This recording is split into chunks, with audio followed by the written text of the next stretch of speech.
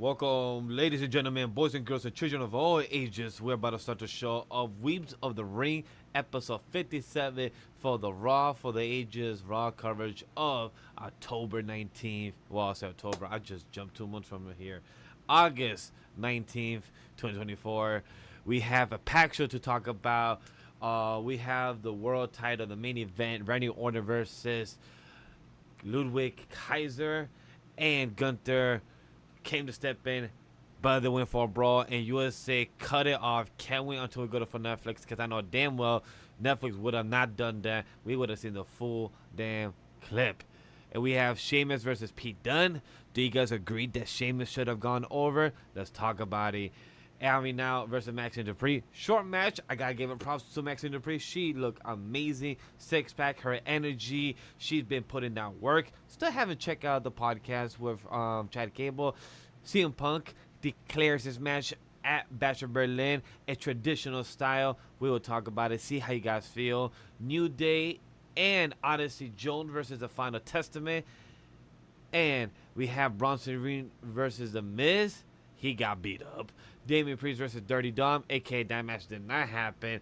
Judgment Day actually took a W, and the women's tag titles match happened.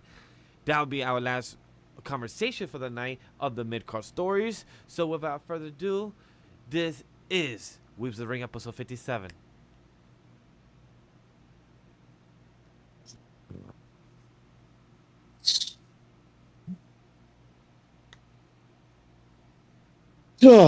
Sorry. Oh my gosh.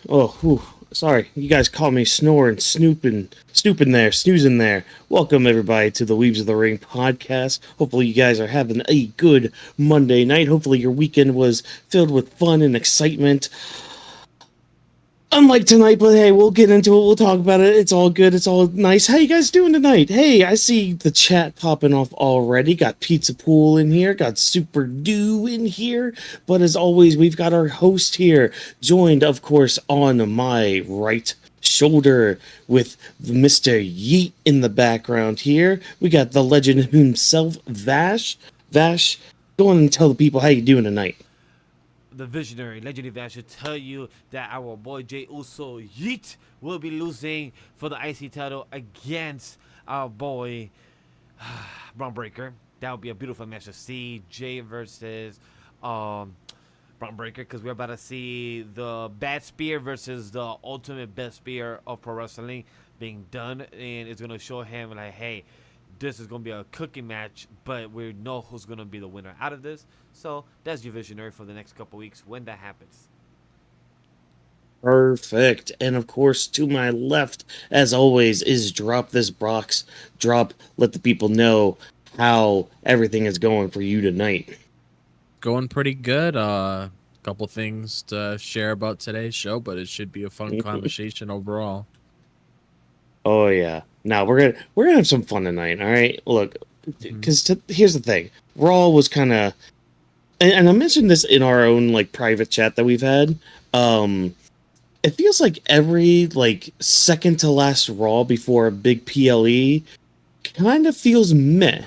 Like it. Yeah. If you guys out there watch One Piece or anything, like sometimes there's an episode where it's like you get a half a chapter of content and it's like, okay, you're padding out just to get to like next week when Luffy goes Gear 4 or whatever. Okay, fine, whatever. Like things happen and story progression does happen, but it's like it moves at such a slow pace. It's like it's kind of hard to really get into and get behind and all that, but you know, as always, we're just going to jump right into the action here.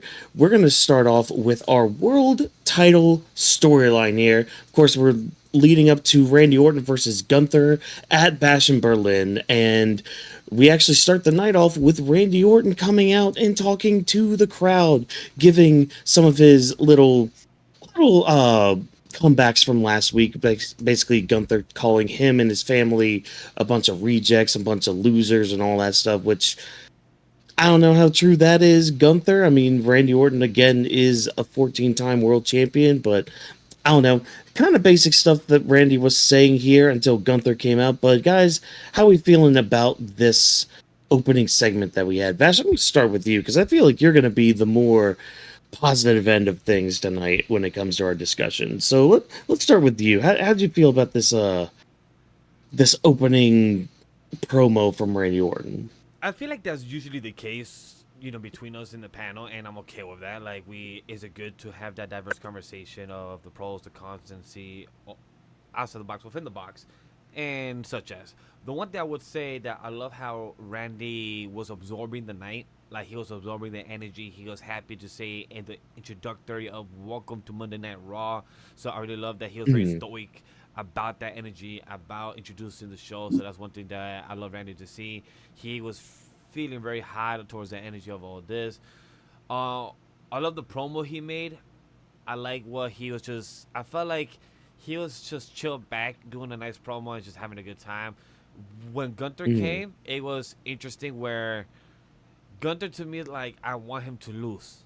I don't know why. Like, I want him to lose against Randy. I want Randy to see what he does with this title when that happens. But I know Randy will be losing. That's most likely story-wise. Even though I want Gunther to not take the reign so much, because I know that there's a more story to tell. But that's a whole different conversation.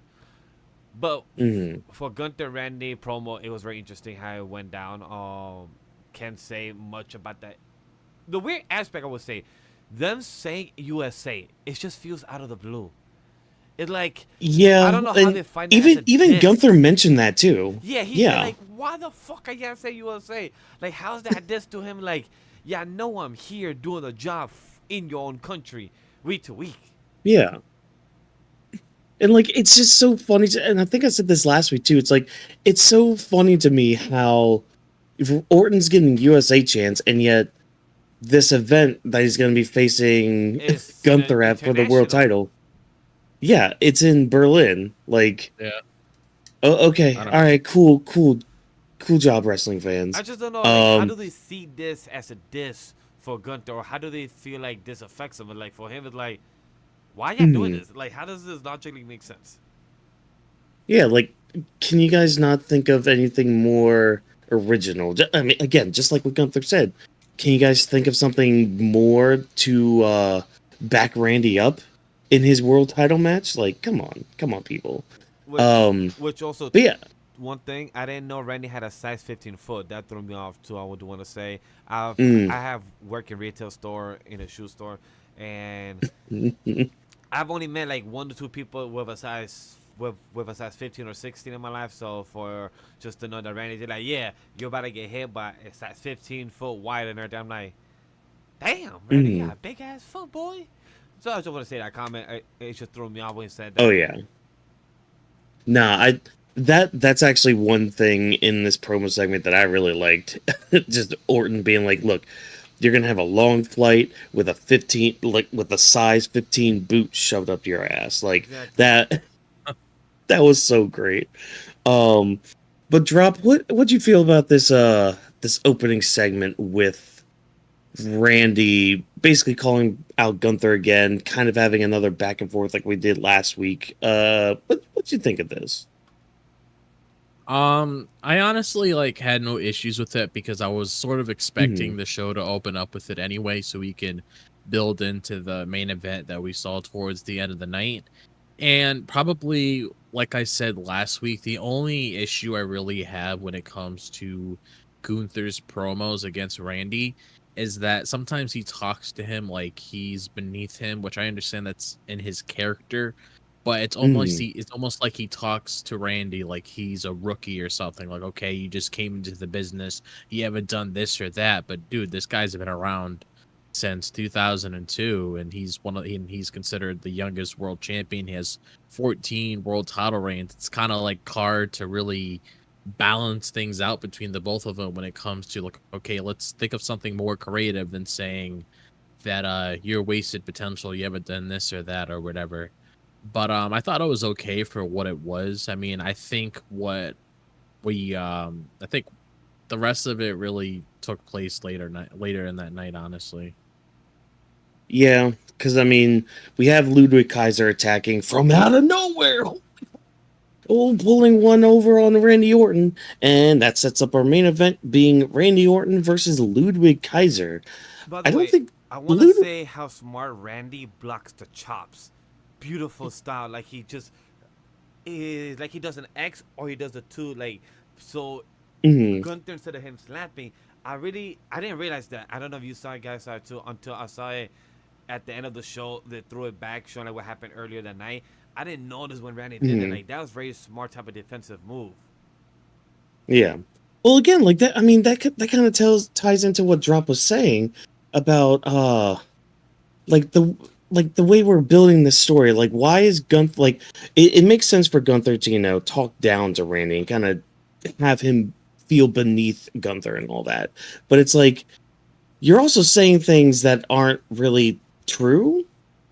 Like Yeah. Orton is a veteran of this sport, quote unquote, and I mean, just like what you were saying with just how he was blocking those chops fast, it's like he knows how to fight. He knows how to like get around this stuff. So it's like, why? Again, it just goes back into like, why are we building it like this? Why are we having this thing where it's like, oh, Randy Orton, I, I can't remember the words right now for that. Gunther was saying. He was basically saying just like, you're a failure. Your father's a failure, which he's not. He was in the first WrestleMania, but whatever. Your grandfather's a failure, which I would have to go back and see just his accomplishments. But I mean, I don't know. It's just really weird. Like to me, I would be like, okay, Gunther, talk down to Randy Orton, be like, big him up, be like, oh, 14-time champion, like he started to do, but then be like, but here's the thing. It took you 14 times to equal one of my reign. Like, if you had a line like that or something like that, I don't know, wouldn't that feel just a little bit more, like, wouldn't that hold a little bit more weight? It would definitely hit a lot harder if he actually Yeah. said things like that, because at least they're getting a little more creative with that, where he's actually bringing up his accomplishments, because he could easily just bring up stuff that he did with the IC title, talking about how he made it relevant again, talking about the 666-day reign that he had with that title to carry on its legacy even without him having that title anymore. So he could easily bring stuff up about him and just continue to brag about it. That's what I thought we were going to be getting when we were heading into this build, is that, Gunther was going to brag about himself, saying this and that, which he has done things like that, but I was expecting it to continue down that direction instead of like the little insults saying that you're a failure and all of that, because it just doesn't make sense to me. Like, if Gunther were to say things like this is something that you say to a Carmelo Hayes. This is something that you say to a Braun Breaker who hasn't made it yet within the WWE, who hasn't had an accomplishment with the IC title. Like, this is actually a good example now that I think about it. Let's say we're in a scenario where Braun Breaker doesn't have the IC title anymore and he's the #1 contender for the world title. It would be perfect to have him and Gunther in the ring, considering that Braun has also had the IC title around that time. And let's say this is around the time where he loses it and he moves on, just like how Gunther did. Gunther could easily bring up things that he did a lot better than Braun Breaker did with that title, and they can keep going back and forth, and then they can bring things up from their history within NXT and all of that. If you have somebody at that equal level, then it would be a lot easier to, say those different kinds of insults with. But it's the fact that Randy's a veteran in the game. It just feels a lot like, don't get me wrong, the match is going to be great. It's just the build. Yeah. I'm not 100% sold on it. Like, it's not like, I'm not saying I don't care. It's just like, is this all there is to it? If that makes any sense. No, it does. And what do you guys think that the reason Gunther maybe try to talk down to him to bring his old character back, hear a voice in the head, him trying to doubt himself, trying to second guess, have the heel turn of Randy snap in it, like his character snap in a way, start showing the little hints? I mean, it definitely is heading down that direction, because I think this is exactly what they're planning to do, because after Randy Orton loses this match, he's obviously going to be back on SmackDown, and then you're going to look at things that was building between Kevin Owens and Cody, even though Randy was in a match with Gunther and he had a #1 contender spot for that title. Randy could easily bring up some shit and be like, "Hey Cody, well I helped you a lot too. How come you never offered me a championship match and you just offered it to KO?" Stuff like that. And then he could bring up how he keeps losing match after match over and over and over again ever since he returned. So that's pretty much, and especially after things that happen in Gunther, that's pretty much gonna have him head down that direction where he's eventually going to hit that RKO on Cody, and that's pretty much going to set the next feud for Cody moving forward, because obviously people knew when Cody came back to the WWE that's the match that we're going to get, and I feel like this is what we're seeing right now is just the building pieces to it. So going off what you said, that's probably what they're doing, and this match itself is building onto that to bring back that old Randy, because I can't even begin to tell you the last time we've actually seen that Randy. 2018, right? Yeah. It was the last time when we saw him with a mustache, because that was the heel version, right? If I remember correctly. It was before his time with Riddle. Like, because once he was with Riddle, I mean, he turned face and started having fun and all that. So, like, gosh, that was more like 2020 time, like 2021 maybe. Yeah, because like he had that feud with Edge in 2020. Who's that the led face to and heel in that? Yeah. Orton was the heel in that. So okay. Yeah, because like that was the whole thing, because that's what led to like the last man standing match. It led to the Backlash like greatest match of all time that they spent pre-recording, and Edge actually got injured because they had to re-record a spot, so he ended up getting injured. And even though he won the match, I think, yeah. So that was a thing to edit and do. Thank God I wasn't there. I would have misunderstood all that. But anyway, Oh yeah, Randy Orton. Yeah. Heel, we all vote for. yeah, yeah. I would love to have a heel Orton again, but I think it's fortunately, time for like a character change.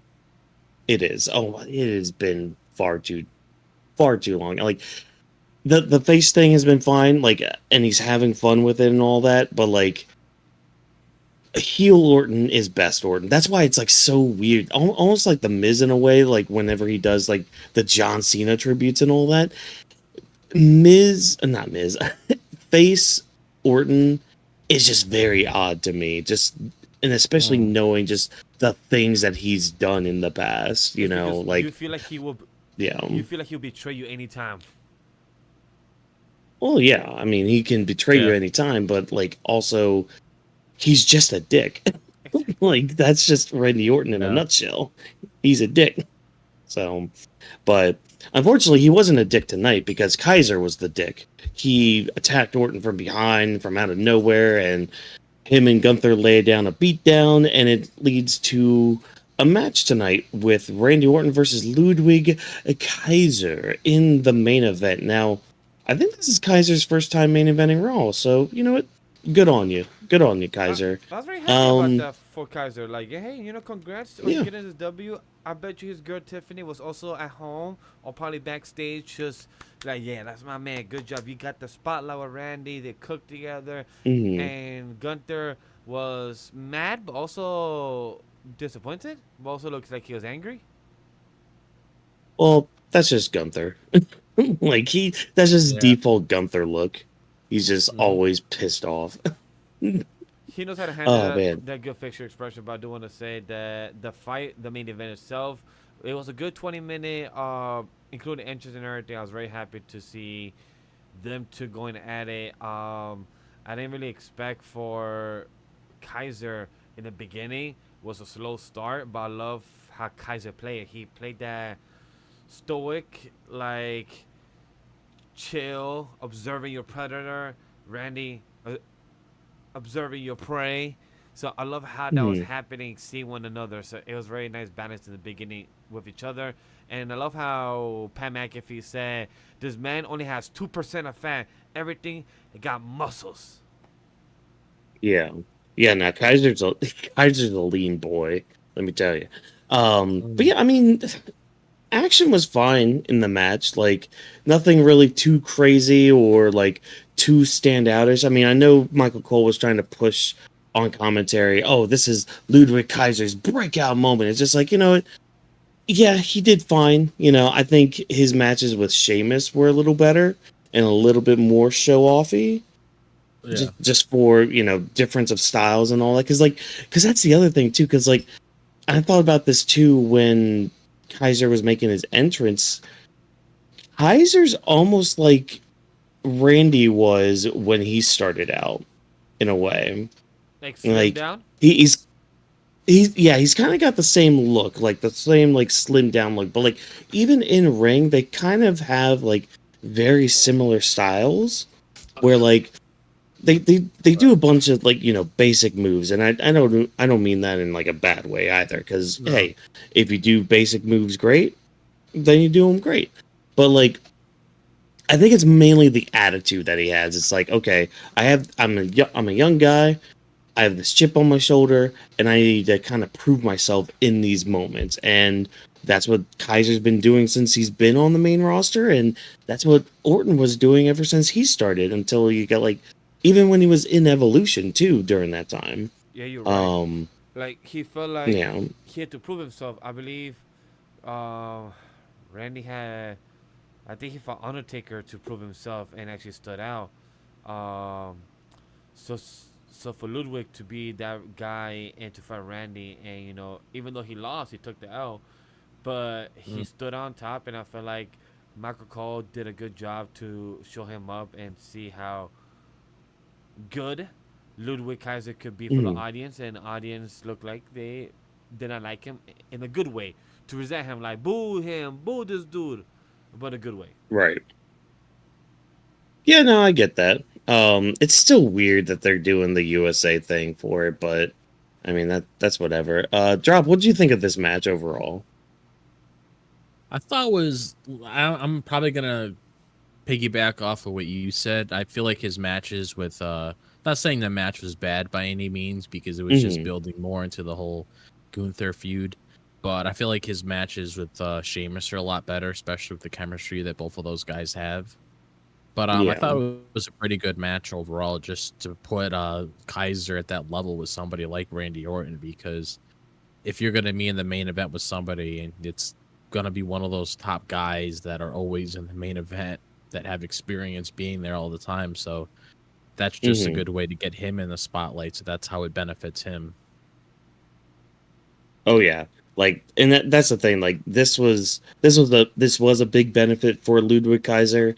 I don't think it was a standout match like Oh, I Michael Cole was agree. saying on commentary again. I agree. Yeah. The one that Yeah. was better, it was the one with Sheamus. That one, out of the Mm, two, the Sheamus versus Ludwig was much better than Randy versus Ludwig Kaiser. yeah.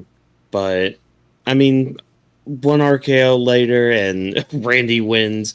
And Gunther he tries to attack him. He tries, but we don't get to see it because the credits come up and they're still fighting. And it's like, okay, what happened? And I'm sure there's some clips on social media. I just haven't been able to see it yet. But yeah, I mean, I don't have much else to say beyond that. I mean, next week's going to be the go home Raw, so hopefully we get more more from this just moving forward. Hmm. I don't know if you guys have any final thoughts with this My theory of segment just here. of next week would be Randy Orton tag team with Sheamus versus Pete Dunne and Ludwig Kaiser. Well, that'd be cool. That would That'd be be cool. my That'd be neat. guess. That'd be my guess because I think Sheamus and Randy have never tag team. Wait, I think they have tag team before. I feel like they They have. probably Yeah, I have. feel like they have from years ago. But that's my guess for what happened next week because with Ludwig coming up to Sheamus' face at the end of the show, so I'm like, okay, that might Hmm. spill over. And Pete Dunne, he didn't get the L like he should have because that's our next conversation. So for me, that would lead up to next week and having a tag team with both of them to lead up for Raw to follow for Bash of Berlin and maybe a better Uh, match with Sheamus versus Pete Dunne at Bash Hmm. Maybe or Bad Blood. that'd be nice. Yeah. Drop any final thoughts? nah, that's what I said about I need. Yeah. All right, well, we're gonna go on to the rest of the show now, because man, we have 7 other segments to go through tonight. So we're gonna start off, of course, with Sheamus versus Pete Dunne, a match that's been kind of building up, a rivalry that's been Yeah. fueled by hatred and jealousy and all that stuff. But I'm just gonna first start off with Def Rebel, you need to be gone. You need to be kicked to the curb. Get Contract. out of here. Take your music with you and just go. No, I'm gonna be nice. I'm gonna be a little nicer. Just go away. Just go away. Like, take your music and just leave. Cause Sheamus's music sucks.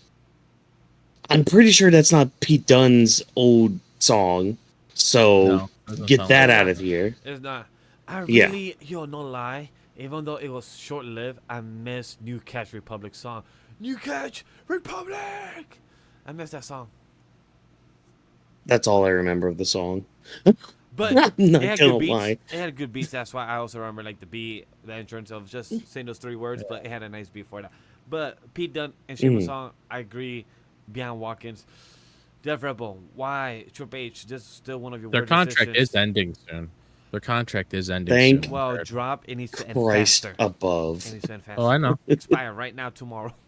Yeah, I don't have a Jirachi to achieve that. No, not a Jirachi, a Selby to achieve that.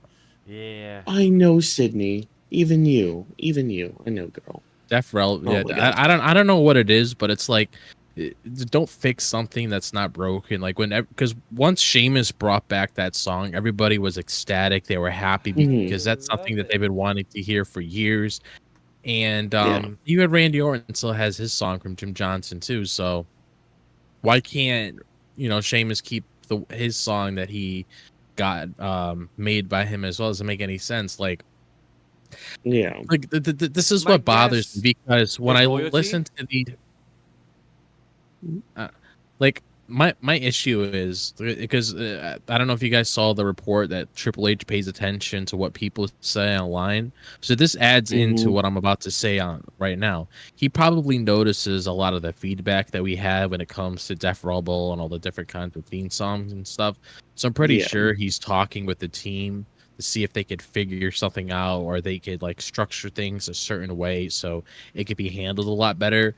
But it's like when you like, one of the things that a lot of people say is when you're a superstar, besides like the promo and your work in the ring, the other thing that brings life to the character is the entrance, because that's what a lot of people become familiar with. Because of Undertaker, and you got the Dong, you got him walking down slow, you got Stone Cold with the glass shattering, you got Cody Rhodes when he comes down and does that iconic whoa moment. You got The Rock with the electricity and all of that. You have those certain entrances that really captures the wrestlers as they're walking down the ring. And even Seth Rollins was confused at Royal Rumble this year because he didn't even know who was coming out because of the.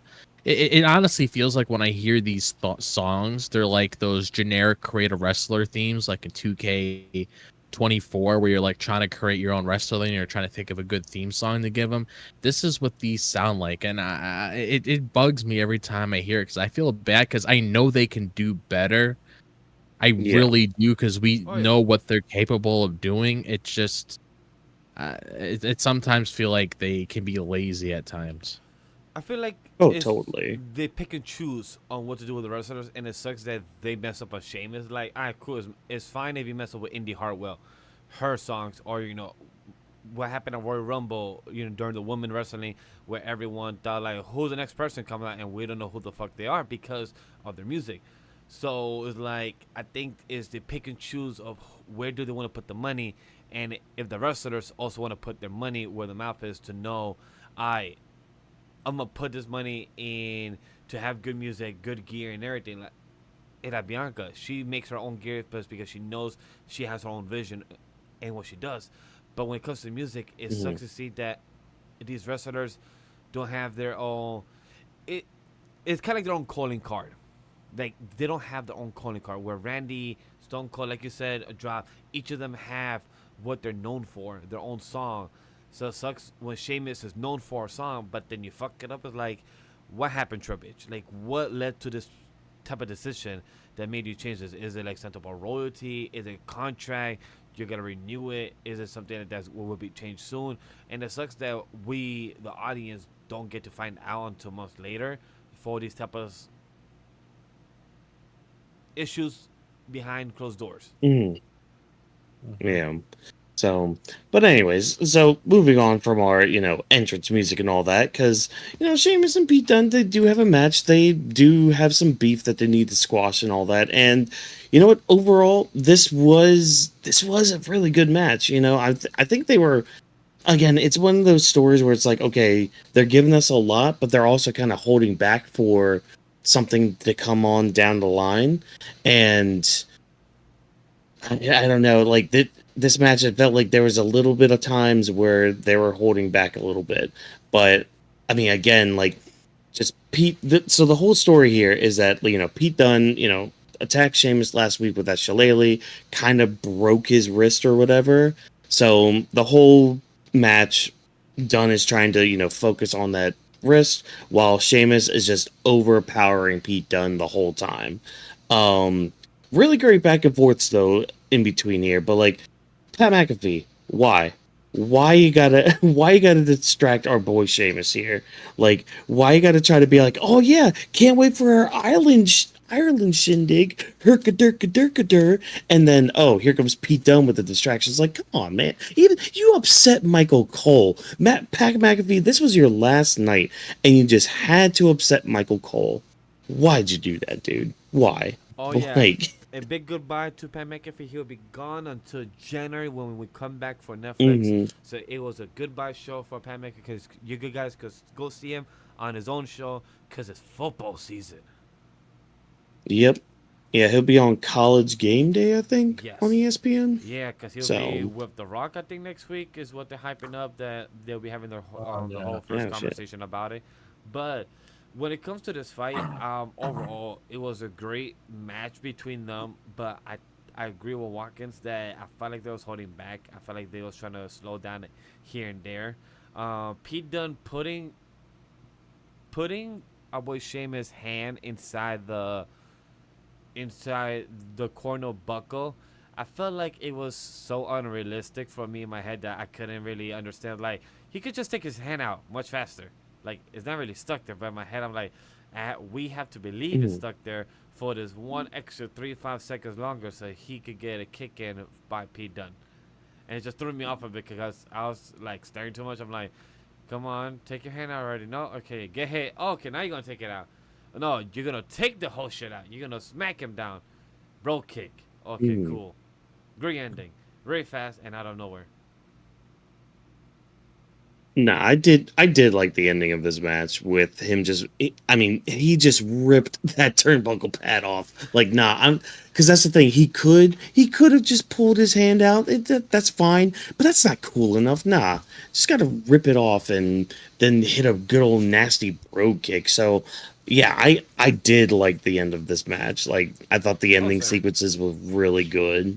Um, but yeah, again, like I think they're saving for a match later on down the road, whether that's in Berlin, whether that's a couple weeks from now. I don't know. We'll see. But drop, what did you think of this match? What are some of your highlights, some of your things that you liked or didn't like, disapproved, all that good, fun, awesome, wonderful stuff? I mean, I was looking forward to this match ever since they first split up to begin with, because I knew eventually down the road these two were going to come in contact with each other in the ring. So this was a Mm, match I was always looking forward to, because this was probably one of the matches I've been wanting to see for quite some time. And I gotta say, it was pretty good. I mean, I enjoyed it for the most part. I mean, I could ignore the theme song, but that's not really yeah. going to take my interest away from the match. But it was really nice seeing both of them going back and forth, having Sheamus do his 10 beats, and he was getting very aggressive with it as well, which was really nice, because I would expect both of those guys to be aggressive, because that's just the kind Mhm. of personalities that both of them had. They're just very aggressive with the people that they come in contact with. So that's definitely um, a very good mix when it comes to both of those guys.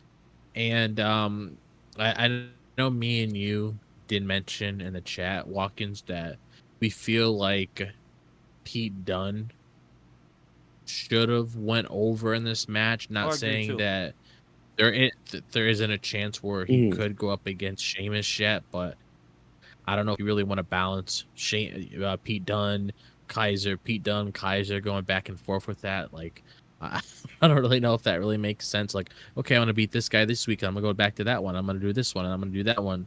But I do feel like he could have had Pete Dunne go over in this match, and then he could continue whatever he was doing with Kaiser for the time being, because they keep on teasing it. Because I feel like you really need to build up Pete Dunne, because Pete Dunne is very talented in the ring. I mean, I followed his career throughout NXT, even when he was part of like NXT UK too. Like, I followed his career. I saw all of his great matches with Tyler Bate, and he's just a very great wrestler overall. And I really want to see him get the recognition he deserves on the main roster. So I feel like getting a big win over Sheamus would definitely help him in the wrong one, even if it was like a screw finish with like Liquid Kaiser or whatever. I just feel like it would just benefit him in the long run. Because for Sheamus is at the point where if he loses a match, he's okay. He's bulletproof. It's not going to really affect him. He's already established. These are guys that you called up a little while ago that aren't fully established yet. And I feel like you could have pulled the trigger right here, but maybe they have other plans for him. Yeah, and that's the other thing too, because like tomorrow night, Pete Dunne is in a triple threat match for a #1 contender spot for the NXT title. Oh, yeah. And then you have him lose in a match. I mean, granted, again, it's against Sheamus. You know, like you were saying, he is a credible, star and all that. But it's like, it's just the build up for it. It's just, I don't know. Like, you would think you would want at least somebody who's going into a match like that looking somewhat strong, or like a little stronger than that. Did they say who that triple threat was? So it's Pete Dunne. Was it Wesley in there too, or no? Yeah, Wesley. Yeah, it's Pete Dunne, Wesley, and Joe Hendry. Oh yeah, he's more than likely going over in that match. It's really interesting. Yeah. What they're doing with Wesley right now, but that's a whole different conversation of NXT. But No, it's interesting. No. The reason why I brought that up is because it goes with what me and Watkins talked about Pete Dunne, where him eating pins back to back. I don't know if that really mixes well with me. So you think Joe Hendry will be pinning Pete Dunne tomorrow instead of Wesley? Yeah, because they're trying to build this heel stick with Wesley because he just turned, and Pete Dunne feels like the only person that could really afford a pin in this. And that's why I brought that up, because normally when I bring up comparisons to other things, even though it's not related to the shows, it's just to elaborate on my point, because I do it a lot in my videos too, where I bring up things in the past just to bring it up. But I don't know how I feel about that though, because that sucks. Yeah. I think the other thing too, like you could do, because like since Wesley, turned on the Rascals, you could have them interfere in that match and actually cost Wesley that, since it's still like this whole thing of like, oh, he just turned heel and he's eating the pin, but it's like you would have that extra caveat there of like, okay, well, these two guys, like, it was two guys doing it instead of like one. Like, you could do it that way, but like there's many avenues you can go with. Triple H, you have no disqualification, right? Yeah, no. Yeah, the triple threat. Yeah, that's what I meant. Even though I said Triple H, but I'm glad you guys knew what I meant. So for all we know, they could easily come out and beat him up, and then Pete Dunne can be distracted, and then he can eat the pin right there. But I don't know. Maybe, hopefully this isn't a bad week for Pete Dunne. Yeah. We'll find out tomorrow. Yeah, we will. But yeah, and then later on, Sheamus has this little backstage interview, and Geyser steps in, just like, I am not done with you yet, Irishman. It's like, that's cool, that's neat, but how about you have fun losing to Randy Orton in the main event? Okay, bye, fella. Now here's a question though, because like obviously Kaiser's not done with Sheamus yet. And we do have Berlin coming up. Do we have their rematch at Berlin to kind of give Kaiser that home field advantage, because that could be a something. That could be a match right there. Maybe it all depends what they do next week, really. Yeah, it's hard to tell Yeah. what's the next plan with Ao and Hank, because right now, if they show a little bit more tonight, then I'll have a better guess. But right now, it's like they don't. It's probably they have too many doors open where they don't know which one to choose. That's my best answer. Hmm. Yeah. Yeah, and especially with this storyline going forward. But when one door opens, or no, excuse me, when what? Yeah, actually, no. You know what? When one door opens, many other doors open. Because hey, like Rolf says, life has many doors, Ed boys. Because we have one door to open. That was Ivy Nile versus Maxine Dupree, which was set up from last week's beatdown that Ivy Nile gave to Maxine, and this really wasn't much of a match. It was more of just an angle because, Yep. like, I mean, okay, let's walk through this step by step. So, I'm about to we have say, this little backstage We gotta segment. give props to Yeah. Maxine at least. She threw Ivy now across the Oh, commentary yeah. table. But I did not expect her to actually just through the chick. I'm like, oh shit, she actually, and then she crawled out. I'm like, that, and then she just did like I think a arm race. Yeah. I mean, Mhm. that's actually a common theme I notice with a lot of these matches, is that some of them were angles just building to the story. Yeah. But Yeah. like Which, I mean, my is whole fine. yeah, that's fine. I mean, my whole take Yeah. on this really is like, I sort of expected something like this to happen anyway, especially when Gable mentioned that they still have the Wyatt Six to deal with. So you already knew this Yep. was going to factor in as soon Yep. as Ivy Nile joined them, and then you know that the Wyatt Six have Sister Abigail on their side. So you already know they were going to get into a little scruffle. I mean, that's just Hmm. what I expected to see. But I mean, it was nice to see both of them go out and do what they needed to do. But Oh, again, yeah. I can't really say too much to really give my thoughts on the overall match, because it was just building into something more with the Wyatt Six, which has been an ongoing story with Chad Gable and America Made for quite some time now, and we can finally see Chad Gable and Uncle Howdy in the ring next week, which is really cool. But for me, mostly it was Mhm. just an angle building up with the Wyatt Six, really, and we got to see a pretty Yeah. cool Sister Abigail with Uncle Howdy, which was nice. Oh, dude, it looked really good. Like, oh, Bo's Sister Abigail is sick. Like, he just kind of hits the opponent just a little more harder going back into it.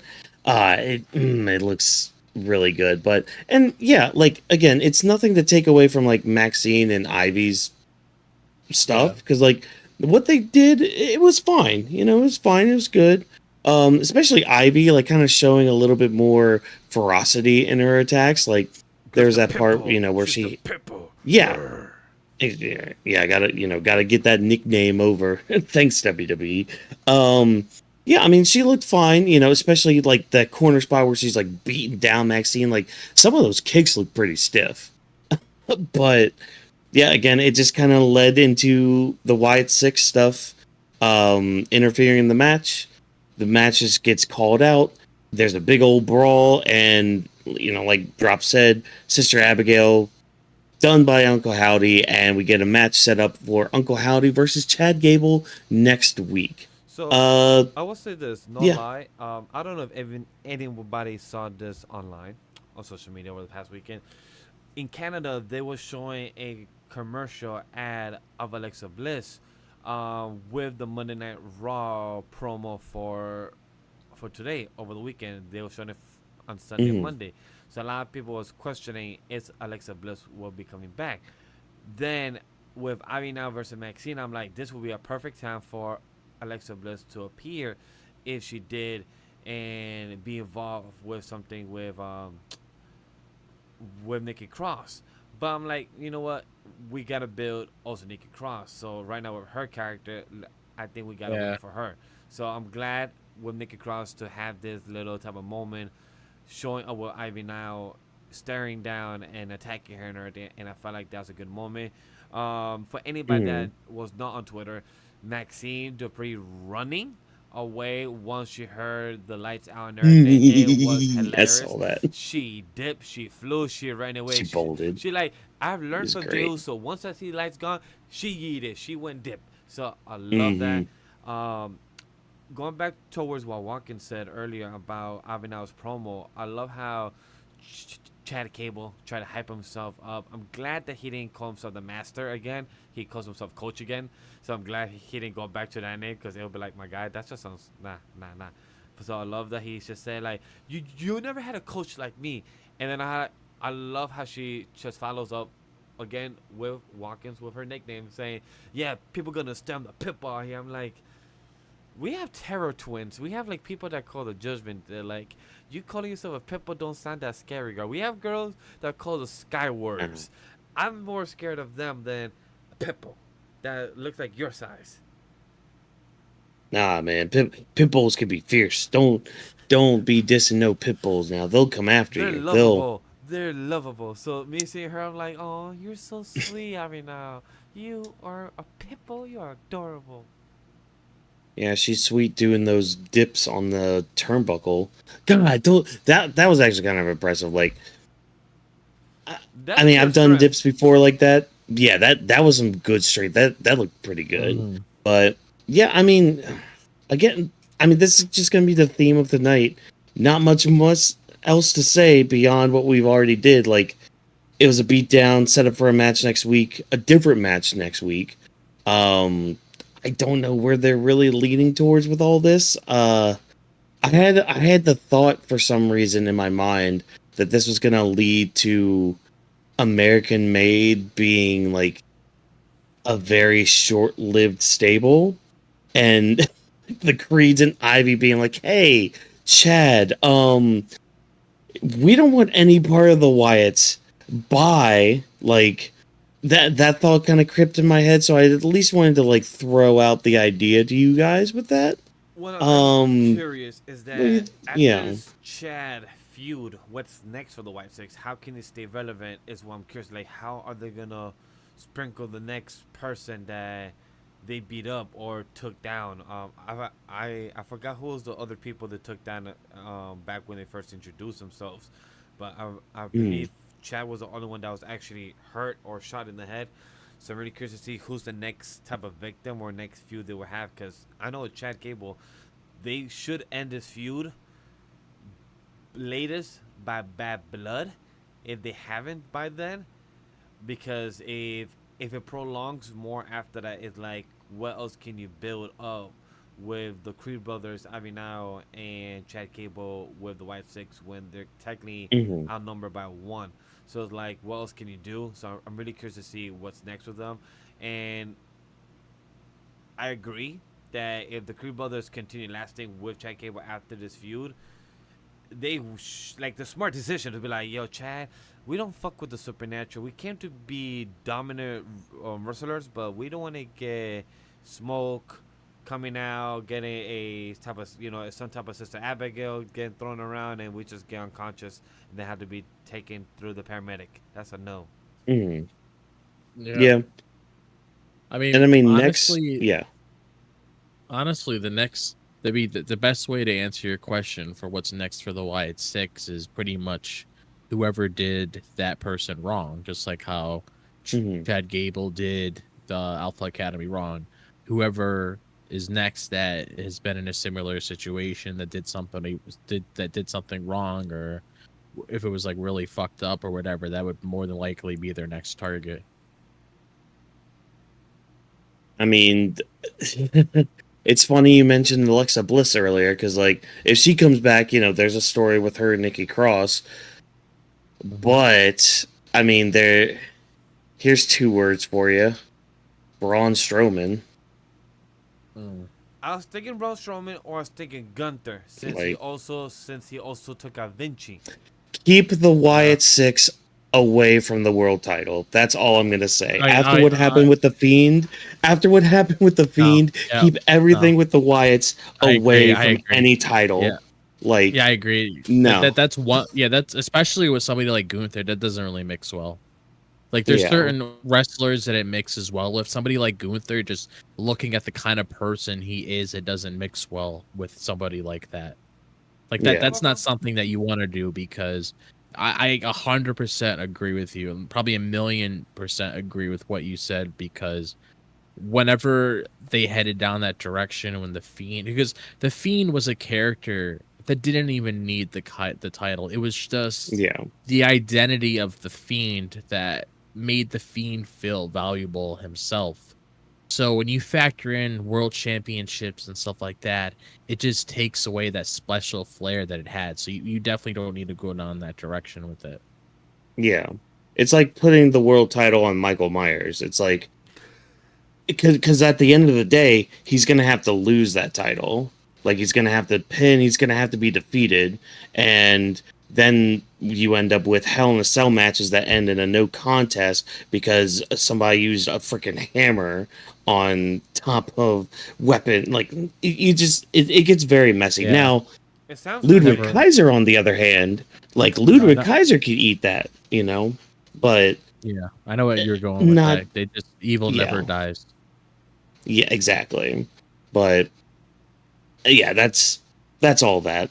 So, well, speaking of somebody who doesn't want to move on from anything or anyone, we got some CM Punk, Drew McIntyre stuff going on. And now I do want to start this part off by saying I saw a tweet about this segment. Oh, you got the shirt. Nice. Hell yeah. Yo, Love by it. the way, I love his version. Um, The tank top that he has, I don't know what Oh, makes yeah. it, just he rocks it very well. Like, it's just his tattoos coming out with it just looks very well. He rocks it very good. Of course, his own marketing, like he just makes it look good. But yeah, Oh yeah.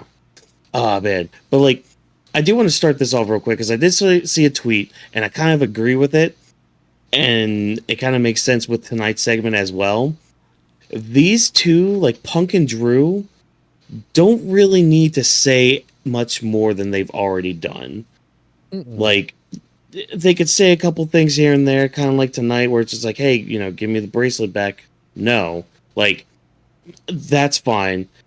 But it's physicality time. It's time to get physical. It's time to beat each other up, like, and that's where we're at right now. Like, they could spout whatever nonsense they want. I think you'll get that next week. It's time to get, yeah, we'll probably get more fighting next week. But yeah, I mean, a quick little short Punk promo here. Super babyface Punk too, by the way. Like, Oh, mentioning the local sports teams and talking about how, like, he did say, like, talk about a couple people that came to him during the Fanatics event this past weekend. Oh, yeah, congrats to anybody Um, that went to the next event. I Yeah. know it was sold out. For anybody that doesn't know, I really want to shout this out. That WWE wrestlers were the most sell out of all celebrities and athletes at the Fanatics event. That's a beautiful accomplishment. Not surprised. That's a beautiful accomplishment for sports entertainment and pro wrestling to actually outbid, outshine celebrities themselves and entertainment athletes. So that's just dope to know and see that pro wrestling does not die, and we're in a hot streak, like CM Punk said. So I love that. And this man was Rhea and him was wearing so many bracelets from how many people has given him. Oh yeah, but like, and I mean, Punk even said it himself, just to kind of put an exclamation point on your point, Vash. He's the Taylor Swift for men, like. Yes. Selling out arenas and Fanatics events yeah. and all that. You know, Good yeah, analogy. you're oh man. But I mean, again, he tells a couple stories about how, like, a woman in a wheelchair came up to him, stood up and said, "Hey, you gave me strength to beat cancer," and all that, and how, like, a woman from Congrats. Taiwan flew. Yeah, congrats to you, ma'am. How a woman from Taiwan flew 15 hours just to see him. Like, it's the crowd that really makes it. And I mean, he does have a point, but like, this promo felt very For me, it felt I don't very mean to sound story-driven. It felt very story Yeah. driven, and it felt like a charity. Not saying that as a bad thing, but more as like he came to please the crowd, have them giggle, and even him saying like, "Hey, can I tell you guys a story?" He waited for them to answer. He said yes, and then he said, "If you guys said no, this would have detour everything." So I'm glad he said yes. So I felt like he was really trying to enjoy the crowd and kill time, or probably got to a triple. All right, cool. Do what you want for the next 10 minutes. All right, that's what you got. Drew will come in the last 2 minutes, and y'all do your thing. That's the end of the segment. Mhm. And I feel like that's what he had to do and got told. And I feel like he just went in, got paid, did the job, mission accomplished. And because I feel like the promo wasn't as hot or as spicy as it could have been or should have been. Because even with Drew, I feel like both of them were literally out there for a minute, 2 minutes tops, just talking to each other. And when they say, "Hey, if you want to come here, you can take the belt and hit me. So just give me my damn wristlet back." And Drew was like, "You know what? Yeah. Nah, I'm good." I cut his music. Boom, that's it, done. I'm like, wait, that's it? I felt like a bit more. Like I felt like it was Robin from Young Justice. I was whelmed. Yeah, yeah, a bit. Cause that's the thing. Like, and this is gonna sound very Twitter of me to say, or excuse me, X, whatever bullshit. Twitter. This promo from Punk felt very anti-Punk, and Drop. I hope you get what I'm saying with that, cause like there wasn't like there wasn't the fire. Like Vash, you would mention this too. Like there wasn't the fire behind Punk's voice, even when Yeah, Drew corporate came Punk. out there. Yeah, like yeah, this was very corporate. So I don't know if I was the only one that thought that, but I mean, No, I Well, get you it. know, care to share as well. I feel Yeah. like, I feel like CM Punk just had the best 24, 30 hours of his time where fans just kept telling him how amazing he is. It's like, he probably just came to Raw having a good ass was like, "Hey guys, let's just Yeah. how's everyone doing? Damn, people came, they flew out, told me the cancer, told me they walk, told me they walk on water, told me that they flew with wings. I felt like I was their god. I had a great time. Mhm. So I feel like he was just on cloud nine. Yeah. Yeah, I could see that. But Drop, what did you think of this whole segment? Because like we did get some news from this. Like it wasn't just like Punk being like, "Oh, la la la, I'm a babyface," and Drew coming out being like, "Blah blah blah, I hate you." No, we actually did get a an announcement through all of this. But Drop, what do you think of this whole segment just all together? I mean, I noticed this has been like a common thing with Punk, which I have no issues with this because he Mhm. obviously wants to show his love for his fans and everybody in the crowd that supports him, and because he does have a big heart for a lot of people. So it's just nice seeing him in this situation again, where he feels happy where he is, and he's not at a place where he feels uncomfortable and he didn't want to be there anymore. So I'm glad that he's at a place where he could reunite with old friends and have a good time and stuff like that. Because I'm pretty sure him and Randy are probably hanging out right now. Oh So yeah. like, I really liked that part of it. I mean, if you want to ask me like when it came to the things I enjoyed about the show, I mean, this is definitely one of them. And I like how tonight itself we got the confirmation of the strap match, which it was kind of alluding to that next week when he took the belt off and they started whipping each other. I was like, okay, yeah, Mhm. that's where it's leading to. And you saw when he came out with the thing around his neck, like, okay, that's what it's going to be leading to, which is needed, especially when it comes to their feud. Because when you have a hot feud like this, you got to start adding stipulations. You can't be doing Mhm. regular one-on-one matches all the way through. Like, you got to add a stipulation in there to spice things up. So I am definitely looking forward to that. I'm curious to see what's going to be happening next week with that. But this is going to be fun, and I think this is the one where Punk's more than likely going to get the win, and then you're going to have the rubber match. But Mhm.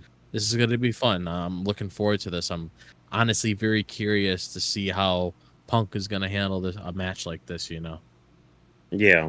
And like I think what's good too, and you guys can correct me if I'm wrong with this, because sometimes strap matches are like it could be pinfall or submission, if I'm not mistaken. But this But one like is this one, traditional.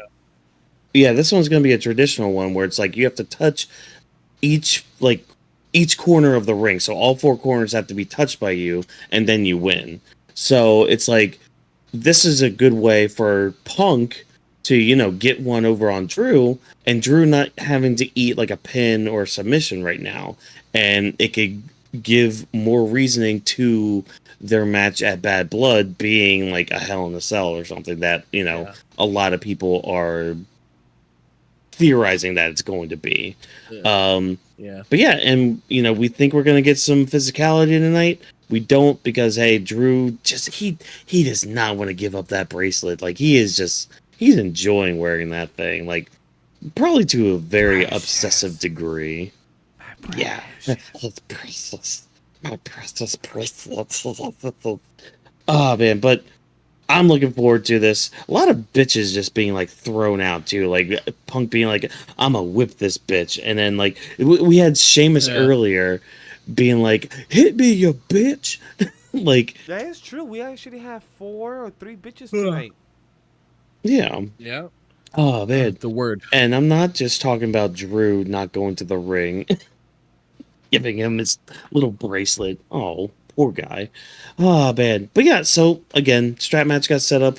Cool, neat, awesome, fan flipping tastic. But what's not fan flipping tastic is the possibility of the New Day splitting. I am not a fan of that possibility. Xavier Woods, get that power of positivity back in you. You let Karrion Kross in your mind. Get him out of your mind. Everything's fine. I'm ready for this feud to just be done and over with. Because we had the New Day and Odyssey Jones versus the Final Testament. So talk to me about this match and just the setup for everything. Like, how are you feeling about us still being in this feud? I really don't know why it's going on for this long. Like, I expected it to maybe last for at least like a month and a half or so, but I don't know why it's continuing to go on, because it really doesn't make sense to split Xavier Woods from the New Day, because he's always been the kind of person, like we discussed last time, where he always spreads a lot of positivity. That's always been the kind of character he is, and it's just very weird for him to look at Odyssey Jones in the way that he does, because it's not like Odyssey Jones is like trying to push him around or like call him a whole bunch of names and stuff to get underneath Xavier's skin. Like, it's just the way that he's acting just seems very out of character. I mean, I know what they're trying to do. They're trying to separate him so he can go on his singles run to see where he progresses from there. But at the same time, you don't need to have him turn heel in order to do something like that. Like, there's a lot of people on the roster that he could have matches with. Like, you could have Xavier Woods go up against Ludwig Kaiser. Actually, no, let's take a break from that. You could have Xavier Woods go up against somebody like Pete Dunne, for example, or you can even have him go up against just good mid-card feuds that he could fit himself into and have a lot of fun if he wants to build that credibility. And let's say, for example, if he ever wanted to have a match with Braun Breaker or whatever, it would just be a good way to bring him in that light if you want to head down that direction, which I know that's what they're trying to do. They want to split him up so he can go on a singles run, because the other two guys won world titles, so they want to give some sort of opportunity for Xavier there. But I just don't like it. It just feels like very forced. It just feels like you're trying to just create this compelling story that doesn't really exist, and it just seems like so out of place. And I know why they're doing it, because they don't really have anything else for these guys to do. But at the same time, you could think of something better than this, because it just doesn't really make sense for the character. Why are you going to have Xavier Woods feud with Kofi Kingston and Odyssey Jones and go back and forth with each other? And then when we have the live shows, you're going to have Big E and commentary. They're going to ask him a whole bunch of questions of why things led up this way. I mean, it's just everything's all over the place. It just doesn't mix well. Well, that's the thing too. It's like you look at the history of the New Day too. Like, I mean, that's a 10-year long history. So all of the stuff that they went through, all of the feuds, all of the stuff that like of people trying to break them up. Like, I mean, I immediately think of the Wyatt family with their stuff, like how they were trying to like that's when you could have done like a story like this where it was like, okay, Xavier like was, I mean, with lack of a better word, possessed by, Bray, and like he starts thinking this negativity and all that, and like that power positivity starts kind of waning a little bit, like getting away from Xavier. And that feud was like what, like five 5 years ago? Like 5 or 6 years ago. It was a while ago. So it's like you're doing that now only because a guy came by and was just like, hey, look at Kofi, look at what you're doing, loser. Ha ha ha. It's like, I don't know. I find it very hard to believe. And then like, and they even have, okay, so Kofi and Woods even have a conversation tonight. Like Kofi even mentions like, look, Odyssey Jones is kind of in the same boat that we were in when we Supposedly. first started off, when we came up. Exactly. And like, I'm just trying to take him under our wing, because we didn't have anybody like that. So I want us to be like that. Like, I know it's not like an immediate, like it should be in like an immediate change or anything, but like you would think Xavier would be a little bit more positive, especially going outside of the ring, out into the ring for the match. And even when he got the hot tag, like there was the moment where like Woods gave the camera a look because he didn't get the hot tag. Odyssey Jones did. Well, I mean, nothing against you, like fully Kofi, not Kofi, Xavier, like nothing fully against you, but like if I need a hot tag, I'm gonna go for the muscle rather than yourself because hey, that's muscle. The muscle can do a lot of damage, and then we can get you in to kind of put the exclamation point on. You see what I mean? Yeah. Yeah, I get what you mean Yeah, 100%. yeah. So it's just so weird. But I don't know. Vash, do you feel any different towards this than we do, or like, what are your thoughts on this whole New Day Final Testament thing? Well, I am the same. I believe that Hmm.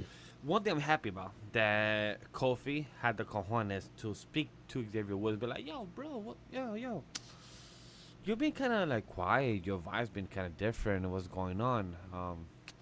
Are you vibing with us? Are you okay?" And I love how Xavier just like, "Yo, honestly, we're good." Well, Karen Cross says, his is mumbo jumbo. People try to, split us apart over the years.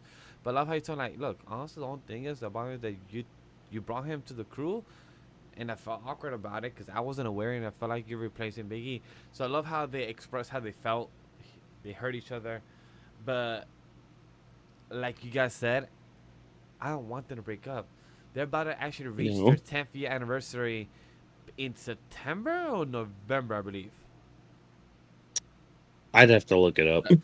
That, I that's can't that's recall the, off the top of if that's the case, then that's when the turn happens. my head. I don't want it to happen. I I don't don't. either. I find it No. stupid. Yeah. And I mean, hell, you didn't even have Odyssey Jones match with the New Day. Like, I get it that the New Day, like Kofi and Xavier, I get that they're the Ninja Turtle ones. I get that. I understand that. But he could have tried. Like, he didn't have to come out there wearing like what the Carolina Panthers colors or whatever the hell. Like, come on, dude. At least try to be like. I know you're not part of the group, but at least try to like fit in a little bit. Hey, but it was a dope suit. Donatello and I believe the other one was Michelangelo, or they were just the TMNT. I don't know if they were Mm. actually doing colors. It was a dope suit just to see them wear. I love how they actually spoke.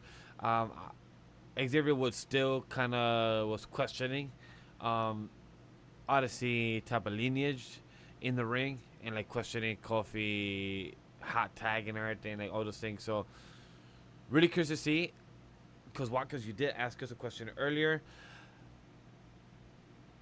The Final Testament, not carrying cross, the Final Testament as a group, not saying that I'm getting bored of it, but like I'm ready to move on from this feud.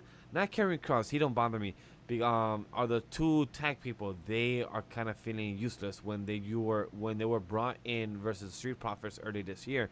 They were supposed to be dominant force, but right now it's like, yeah, I ain't doing shit, and that sucks. which which sucks. Yeah, exactly, because they are a legit good tag team. You know, they are a good powerhouse tag team, and it's the Karrion Cross curse. Like, yeah, everybody wants to talk about like the story implications of the Karrion Cross curse. Well, what about the IRL Karrion Cross curse, where everybody who gets involved with Karrion Cross just gets dragged Yeah. down with his auraless ass? Like, Yeah. I'm tired of it. I'm honestly I'm ready for the Final Testament to just not be a thing. Like, Paul Ellering just needs to get the AOP away from Karrion Cross, and Karrion Cross just needs to just do his own thing. Maybe go back down to NXT. I don't know, whatever. Who But knows? Best of luck for the Final Testament and to the people. I'm happy for Yeah. Odyssey Jones to get his W, and this man is a beast. Like in the ring, Yeah. this man knows how to carry them and just slam them down, turn, boom. Good match overall. I was entertained. Mhm. What's up, Doc? But- well, hey, look, from one entertainer to another, I mean, sometimes you make some bad choices. Sometimes you got to make some bad choices to fight for the ones that you care about. And Miz, you know what? You earned some respect from me tonight by not only challenging Bronson Reed to another match, but challenging Bronson Reed to a no DQ match. Do it. Yeah, because I mean, at least it gave Miz a chance, you know. But I love how Whether- Miz was willing to work with Bronson Reed and get him Mhm. over. Continue the build up that Bronson Reed is having. Even him tweeting that I think yesterday, saying that he can't wait for Monday to go to work and just beat people up. I'm like, good job. You're using your Twitter well. You're using your social media to build your credential and what you're doing and known for. I love how Pat McAfee said like, another 6 tsunamis are about to happen. I'm like, no, they're using a good amount of weapons. Sucks there was no table this time. It was only, I believe, a trash can, right? Yeah, there's I a think he trash put him can. to No, the there. table. Yeah, there was a table Yeah, spot is he- like in the corner. Yeah, because he did a Death Valley driver on a through the table. Yeah. Which that table almost did break. It almost didn't Yeah. break. I don't know if you guys noticed it. Yeah, yeah, 'cause it was like leaned up against a turnbuckle. When he was Yeah. doing it. I also like the spot too where Bronson Reed, like, he took it. I think it was after like the trash can spot, and then he just kind of sits in the chair with his arms folded and just puts his foot right on Miz's face. I thought that was hilarious. I love Oh, how man, but- I love the backstage segment when he spoke to Adam Pierce and when Adam Pierce like look, I try to find him as much as I want. I'm like, how much you try to find him? Like $20,000, $50,000, $100,000. He still wants to fight. Of course, story wise, he never actually find his own employee or his own coworker. Yeah. But believable wise, it's like you just telling us a number or a set amount and it doesn't feel believable in the aspect. Yeah, but like, again, like, it's you on paper you have Bronson Reed versus The Miz in a no DQ match, and with how Bronson's just been booked and like the story going forward with him, I mean, the outcome is kind of obvious. And I was surprised that we didn't get 6 tsunamis, especially I was during the expecting- match. Yeah, like, I was expecting them during the match, or at least like a couple during the match. only did one, right? Yeah, I only did one. Yeah, he only did one, and then he was going up for the second, but that's when Braun Strowman came out. It's just like, I'm nah, happy he did. nah. This is good. Big meaty Yeah. men fighting each other. Like this is good for Braun Strowman. And also, why the fuck was he limping? Is he hurt by the way? I forgot about that, or was I unaware? Wrong? Yeah, cause I think I he don't even notice that. was. yeah, cause I saw him I didn't limping, so notice. I'm like questioning like, why you limping, my guy? What's going on? Are you okay? What's going on? But this made I have to sense. look it up. Braun Strowman used to help Hmm. the Miz and R-Truth for the past couple weeks.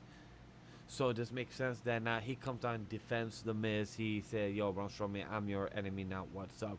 So I'm really happy that Braun Strowman has an opponent that's actually his type of weight class, in his type of field. So I'm really curious to see how this is gonna go, because would you guys put Bronson Reed over Braun Strowman? Yes. Yes.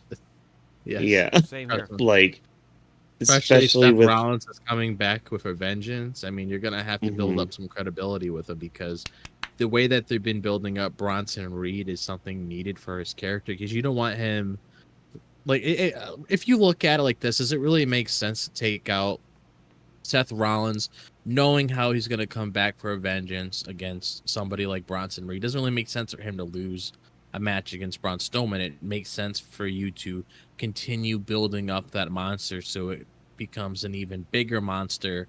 And then once those two cross paths again, then that's when things start getting really ugly. But Bronson Reed's been on the main roster for quite some time now, so you got to do something with Yeah. his character to make him feel like a legit threat. And this right here has been the best presentation that Triple H has done with his character so far. So Mhm. I'm glad that he's putting him over in a way that really helps him stand out, because before he didn't really have that many opportunities, because there's a whole backstory with this. If Yeah, people know about Bronson Reed, you know what happened the when last one he around was the supposed Vince. the last one he was supposed to have was Elimination Chamber, but that was before his wife Oh, got pregnant, right? oh, oh no, it's not that. I'm just saying in general with his booking as a whole. He ended up Mhm. getting released from the company because they found no use for Oh, him. Triple H was the one that was one of the guys that Triple H had under his wing. And Yeah. when Triple H first took over, he brought a lot of people back, and oh, Bronson I'm so Reed was glad. one of them. That's good. So ever since Bronson Reed came back, this has been the best presentation for him when it comes to his character as a whole, to really show who Bronson Reed truly is and what kind of damage he Mhm. can cause, because you have him taking out Seth Rollins, which is one of the big stars you have on your brand. Then you got R-Truth taken out, which is one of the most loved people, one of the most loved guys on there. So it's just giving this guy even more heat, and that's something that you definitely need, especially as a heel. Instead of getting a whole bunch of cheers, you got to get a whole bunch of boos and people to just throw a whole bunch of tomatoes at you, especially you want him to be built up as a legit threat. Because when you look at people like this, you can easily slot them in where, like, oh my god, this guy can't make it, they're injured or whatever. And you could even put them in a main event angle if you really wanted to, as long as they're well established and you could actually take them seriously as a competitor for that. Mhm. And He like has potential. to just kind of add to the stock that is Bronson Reed during that time where, he was let go from the company and before he came back, he went to Japan and beat Okada. Oh yeah, he Like, did. not many people, especially, back then. I mean, I know I say back then, but that was like what, like 1 or 2 years ago. But like, not many people get one over on Okada, at least from what I can recall. Like, Okada's basically John Cena over there in Japan. Like, Oh, he, yeah, I never heard he's that on that comparison. kind of level. Yeah, I mean that's just like the level of booking that they had for him. So it's like to have somebody like Bronson Reed to go over on Okada, and then now he's back in WWE's good graces. It's like, okay, now we got to build up to it. And yeah, I agree. Triple H has been doing a really good job with it. And this match that he's going to have with Braun Strowman next week, oh, it's gonna be right up somebody like Big E's alley with big meaty Oh men yeah. slapping meat. Like, Oh oh, yeah. it's gonna be Very fun. good. Yeah. So I'm looking forward to that. Uh, kind of glad there won't be a stipulation. Just let's have a normal match for them first, and then we'll move on to something if it continues on.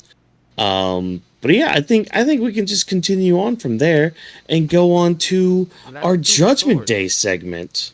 Yeah. So we got our Judgment Day segment of Damian Priest versus Dirty Dom, which again, was also not a match on this show. Yeah, I mean, it's okay. All right, so this died down over the past week because of this week, and just a little bit, because you have these. We had a couple video packages in the back where it's like, okay, Damian Priest and Rhea Ripley. All right, fine. We're saying, hey, you guys can't stop us. We're gonna teach you that at Berlin. Cool, great, awesome. And then you have Liv and Dom being like, oh, we're the most dominant couple in WWE. No, we are. And Rhea, we're gonna beat you up. Priest, we're gonna beat you up. It's like, no. Like, I don't know, man. Drop, maybe you have more about this. I wasn't feeling this at all. Like, especially these two video segments, they were just a lot of the same, you know? Mhm. Like, Yeah, see, you know, I mean, just give me the match, really. That's all I'm waiting for at this point. yeah, yeah, I like, and not even just the mixed tag match that we're getting at Berlin, like, because we know this is going to be leading to, you know, Damian Priest versus Finn Balor, which we keep getting them pulled off of each other instead of, you know, fighting and all that, which, okay, fine, whatever, we're you know, leading up to that match, cool, neat. But like, I I only really care about the mixed match, the mixed tag match, only to watch Damian Priest finally like beat the shit out of Dominic. Like, that's the only reason I'm looking forward to this mixed match. But yeah, this match, it leads up to Dominic versus Damian Priest tonight, which again was not much of a match. It was just an angle where, hey, at least the Judgment Day are standing tall for once. Like, I don't know. Were you feeling any different sort of way with this segment? I guess like I can't even call it a match because it wasn't a match. So, did you feel any different with this? Like, I mean, all I can really say it. I mean, the only thing it really did to benefit Judgment Day is to just grow them more as this new iteration of the Judgment Day, make them look more and mm-hmm, make them look more intimidating and stuff like that. But like other than that, it didn't really hit me any other way. yeah, because again, it was just like more of the same stuff, you know, and I believe I said it earlier too. It's like we seem to get this like with every um second to last Raw before the big PLE. It's like, okay, let's just add a little bit of the same stuff just so we can add to like the video package or whatever that they're gonna be making. So it's Yeah. like, yeah, it's just a lot of the same, and I feel bad for it because it's like, I don't know, like this rivalry was so hot like just a week ago, and then I'm sitting here being like, oh, this was like a 5 minute segment. You know, maybe you know what? I'll give it the benefit of the doubt. It was like 10 minutes if you put in like the video packages and all that. But like they used to be like Judgment Day stuff used to be all over Monday Night Raw, Mm-hmm. and like now everything's just kind of been reduced to like 10 like a 10 minute segment that's this week, and even last week too. Like last week there Yeah. wasn't much to it either, you know. No. Nope. But Basically the I mean, same exact thing. It's just structured differently. yeah. And I mean, I guess you could make the argument too that like kind of the same thing with CM Punk and Drew. It's like, okay, well, you kind of don't need to say too much now, just kind of time for fighting, but just like what Drop said, kind of waiting for the match to happen. But Vash, you're back here. What did you think about this whole Judgment Day segment? So about this whole Judgment Day segment, I love that Michael Cole's calling them the Terror Twins, and we never went back Mm, to the name that they was the rumor to be called for the Judgment Day called Sweet Trash. I think it was the new name that they're gonna rebrand. Oh, street trash. Yeah, Yeah. I'm so happy that never happened. So I'm very thankful that Michael Cole calls them the Turd Twins. If that becomes their action name, that is off air, on air. That's so cute. I would Mhm. actually buy a T-shirt of that of them if they actually have a marketing for that. So that'd be so cute and adorable. But when it comes to the Damian Priest versus Dirty Dom, this match was pointless because the match didn't even happen. It was more of it felt like the street level of the Bloodline 2.0 trying to do what they did with Cody to beat up KO or Randy. Because that's what Finn, Carlitos, Dom, and JD literally grab Damian Priest, pull him on the rope, showing them that our girl Liv Morgan could take out Rhea and throwing her 3 times to the pole. And I'm like, okay, there's 4 of you holding one big ass dude and one girl taking her down because she caught her from the back of a chair. It's believable. It Mhm. works, but I like that they're at least showing dominance because we haven't had the Judgment Day or the new Reformed Judgment Day not looking dominant since the last time we had SummerSlam, where the final week Rhea and our boy Damien was being more dominant than the new Reform Judgment Day and who have more members. Mhm. So like there's a problem. So I'm glad that Triple Mhm. H showing the Judgment Day being more dominant the week before the pay per view. Sorry, PLE. So I really love that he's at least doing that. Is this sticking the landing not as good as they thought or would be? Because for me, it landed, but it wasn't as hooked as the past couple of months has been with the stories of Judgment Day. So that's one thing I would say. But Mhm. it's also like I feel like they dug themselves a hole because you don't want Damian Priest and Finn Balor to fight so soon. But right now, kind of fighting Carlitos or fighting Dom is like more like, you're gonna pretend you're gonna fight him, but we actually gonna come behind you and jump you, and the match not even starts. So like, you gotta build up. Like at least let Dom maybe Mhm. take a W by having him get distracted by Finn Balor with Damien. So at least Dom has a W now over Damien. So at least it makes it more credible. But continuously jumping Damien week to week until Finn Balor and him fight, it feels like they dug themselves a hole in the story aspect of where they could go next. And I feel like until we get to Bash next week, is like, okay, we have Liv and Dom versus Rhea and Damien. We know what should be the outcome for what could lead up to Bad Blood, but then we have another 4 weeks later until Bad Blood. So it's like it's a weird dug of a hole they got themselves in right now. Yeah. Mhm. And it's just yeah, I'm ready for the match. Like I'm ready for the match. I'm ready for the fallout, and I'm ready for everyone to kind of move on, which sucks because like I'm ready for more of like the Finn versus Damien part of all Exactly. this because yeah, Dom's cool, neat, awesome, Finn, freaking tastic. Carlito and JD are just there to take the pins and eat the losses and all that stuff, but like I don't know. I'm ready for the Finn part of all this, and Me too. I'm wondering too. I'm wondering too, and like I just want to throw this out before we move on to our last segment. I know like a couple weeks ago I had seen a news article or rumors going out that apparently Raquel Rodriguez was coming back, and I keep thinking to myself, I'm like, she wouldn't be a bad fit for the Judgment Day right now. No, like Hmm. if they want to, they can have her come back at Bash at Berlin, but at the same time, I feel Hmm. like Rhea might pin Liv just so that automatically gives her a title shot again at Bad Exactly. Blood. Yeah. Yeah, So I can't really see it happening there. yeah. And So what will Raquel do to Liv's hold muscle.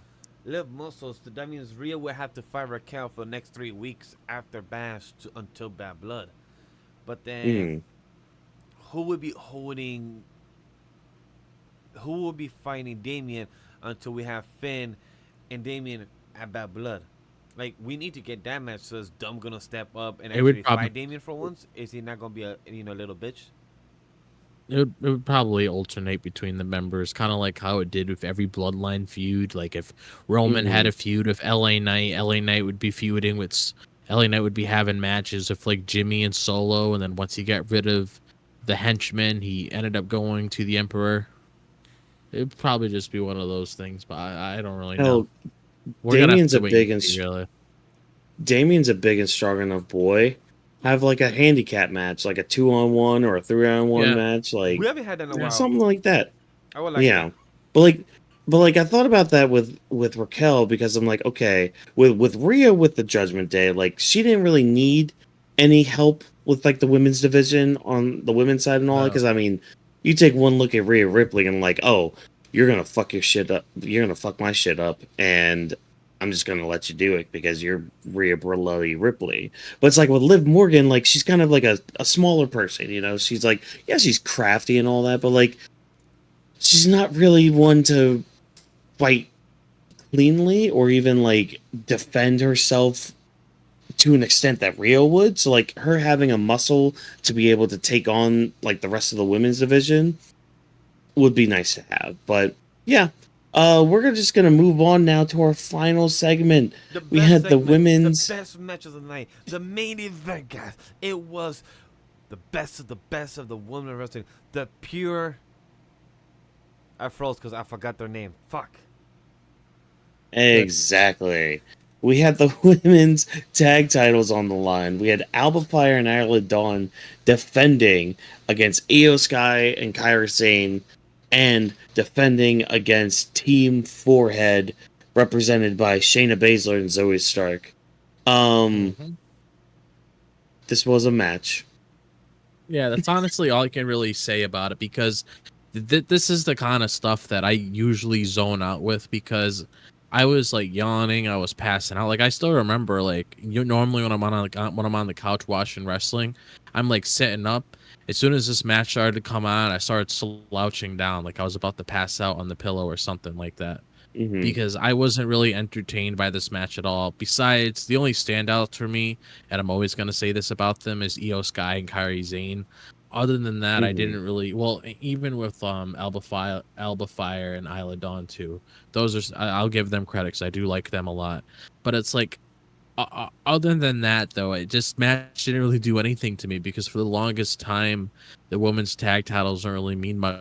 So it's kind of hard to really drag me in there. It's kind of like you're putting a worm on a fishing line and you're trying to catch that fish in the lake or whatever, and you keep coming back and you're not catching anything. That's pretty much my whole relationship with this whole women's tag title story. I just do not know where this is Hmm. going. And I mean, we know where it's going with the feuds, but it just seems like so out of place. Like it's basically that anime filler that you gotta push through in order to get back to the canon material of the story. That's pretty Yeah. much what this is, because whatever, and these ladies could be utilized in different ways too, because you got to think of something more, especially if like Shayna and like Zoe Stark. Shayna, especially with, yeah, especially with Shayna and Zoe Stark, where it's like you can utilize them in different ways to really make them stand out. Like if you want to like have them go after something than the tag titles, because I swear they've been going after these tag titles for like 9 years now, and it just seems like an ongoing story with them, where it's like whatever Christmas comes by, they just want to go after. They just wanna, they see like, or it's almost like they're trying to blow a candle for their birthday or whatever. They just want the tag titles. It's always So a tag title match over and over again. I have a question to you guys. Is this a crazy comparison? So the way I thought Sonya Deville character would have been on screen for Shayna Baszler and Zoe Stark, I thought she was gonna be like the manager role that was very similar in SmackDown years ago of Vicky Guerrero, of how she played the manager role for other wrestlers on screen. That's what I thought Sonya Deville would have played, like be the annoying character, be like the one that has smart, the one that says, be like the Chelsea Green, the Karen, but the dark side. That's what I, Hmm. that's what I thought Sonya Deville would have been.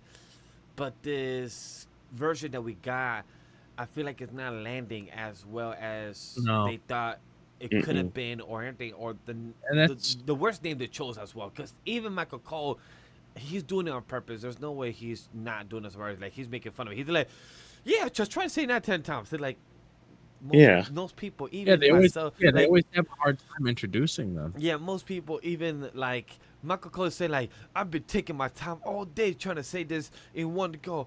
Pure. Do we even have the name on the document? No, we do not. It's Pure Fusion Collective. Yeah, Pure Fusion Collective. You I don't see, get it. we, Michael Cole probably said it at least 10 times tonight on YouTube Monday Night Raw generator. throughout the whole show, and I still do not remember because in my head I'm still flabbergasted on what kind of bullshit named the writing team, Sonya Deville, Zoe Stark, anybody probably did not even say like, you know, maybe can we recheck that name? Let's not announce that name. Let's not say it publicly. Maybe let's put a pin on it. Can we announce it next week? Can we just recheck? No, they said that name. Sorry, I'm gonna rant Yeah. about how the worst name ever Yeah. on WWE ever be. But it sucks, and I feel bad for Shayna Baszler, Zoe Stark, and plus Sonya Deville. They're great wrestlers individually, but it seems like as a trio, it's not working out for them as a duo. Yeah. Definitely did not work out. I'm happy. I want to say the results of Alba Fire and Azra Dawn. I'm happy they won.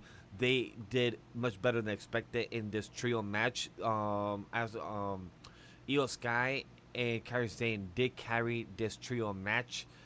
Azra and Alba Fire were number 2, Yeah. and Kairi and Shayna Baszler and Zoe Stark were number 3. But if I had to say like number 1 and 2 is here.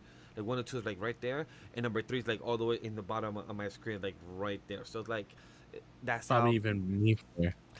Damn, I don't want to say that, but Yeah. read between the lines for whoever wants to perceive that. But Like trying to catch Look. a whole bunch of Jerry's. no.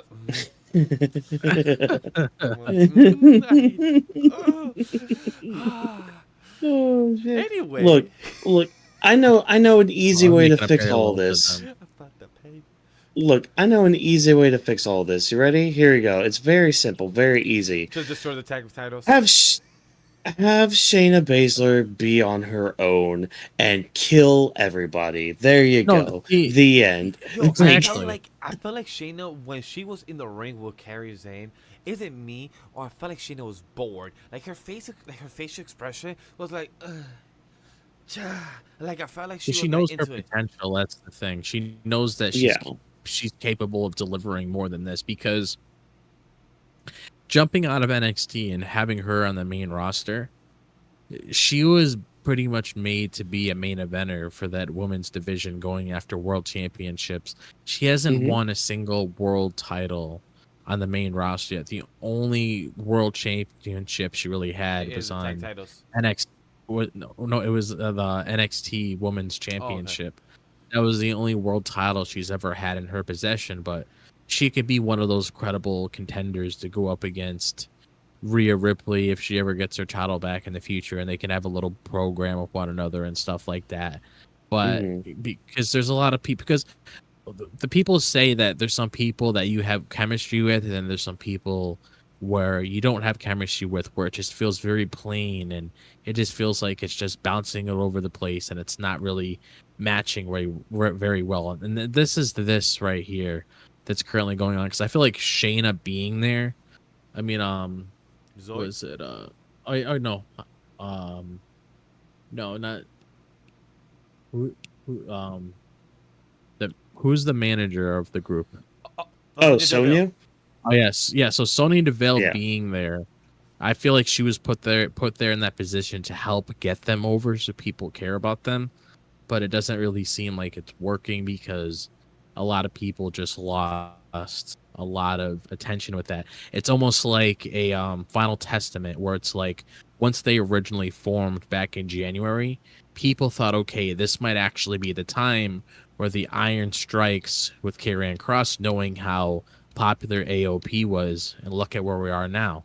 It's kind of it's just been running its course, just like this whole Zoe and Shayna thing. It's just been running its course. A lot of people aren't invested in them. That's why you don't really see that much reaction. I mean, God, where's Lyra? Where's KC2? We don't even know where they are now. It's true. So We it's haven't seen like them. there's I'd rather see. So- I'd rather see them than Zoe Stark and Shayna Baszler in this trio match. At least that would have been much better at balance. Yeah. Because like Yeah, I mean, yeah. quick comment side tangent about the women division, because I know I'm not the only one that saw the promo today as well by whoever voice announced this. September 4th, we getting the new tournament on the WWE Speed of the women Oh, I division. don't even want to touch. Oh I don't yeah. even And want to I'm touch like, that. hold up. So you guys did you guys that has took the time to make a promo package about this woman tournament, but not give the rumors that we heard months ago about a US and IC title of a mid card for woman division, but you guys rather give it to the Speed? Like like once I saw that promo package, I was like, really? You guys are gonna show this before the tag match, and you guys gonna do this? Like, people are like questioning of what the fuck. Like, I haven't watched any of the Speed since the first 2 months ago. Hmm. In that 3 minutes, Yeah, I have the time for 3 minutes. yeah. Like I watched one the other night, the other day. It was Austin Theory versus Montez Ford, and I mean it was fine. It ended in a draw, so they had another draw conclusion right there. Because like, see, that's kind of the problem with Speed, is like unless you're doing unless you do something where it's like a quick roll up, it's kind of hard for some of these people to like actually, or like for us as the audience to actually believe like they would fall in 3 minutes. So like with Montez Ford versus Austin Theory, I mean that could just be a SmackDown match in its own right. Like I don't see like the only outcome I could see would be like Montez Ford getting a quick win over Theory, or like, well, I guess even Theory like doing like a quick roll up and like holding the ropes or some sort of heel tactic or whatever. But it's like I don't know. It's a very tricky game that they're playing with this speed thing. And I mean, on one hand, hey, I'm glad the women are getting some sort of involvement with it, because I mean, it doesn't seem like speed really takes a lot out of people. I mean, Andrade's the men's champion right now, and I mean, he had a banger match with Carmelo Hayes on SmackDown this past week. Three Like, rounds, right? 3 rounds. so I don't think it's really like Yeah. taking too much out, but it's like we want more. I think is the bottom of it. Is like Yes. we just want a little bit more from the product, which I get it, things take time, but maybe hot shot a few things a little bit. And look, we could speak about the elephant in the room that we know from this past weekend, the Fanatic Fest. It has been said that Triple H has said that he reads the IWC online. So if he knows that us fans, us critics, have said the WE speed don't make sense, or why you add the women's title, or people saying that can you add a mid card? We have a lot of good women talent. Let's give them a shine, or even a lot of people saying Zoe Stark and Shayna Baszler is not working.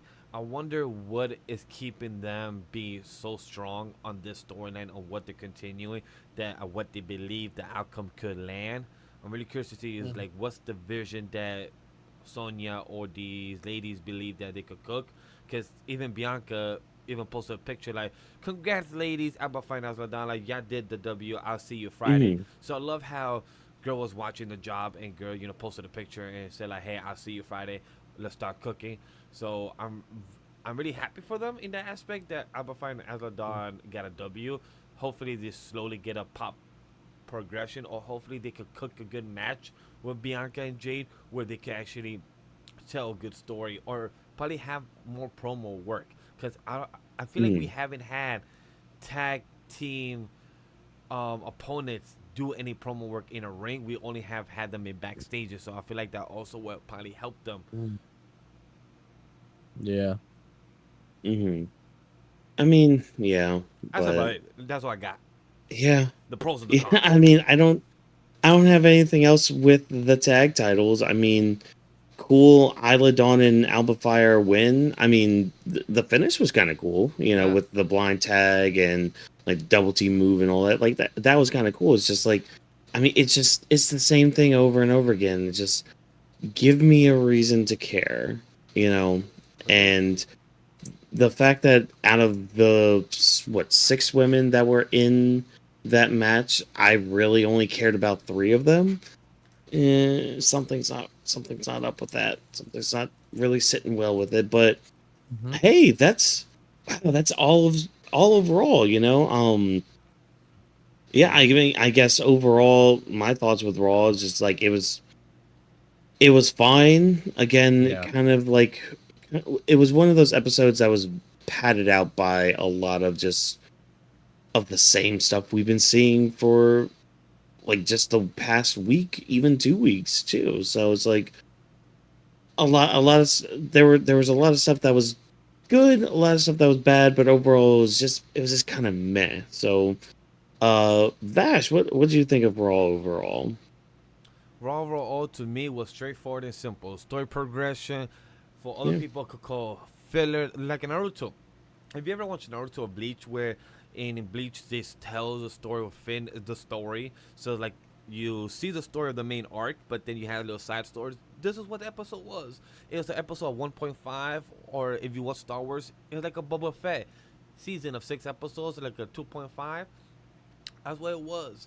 And to me, it was enjoyable. Could have been a lot better. Yes. If you ask me right now, gun in the head, a 5 rating out of 5, I'll give it a 3. It was solid.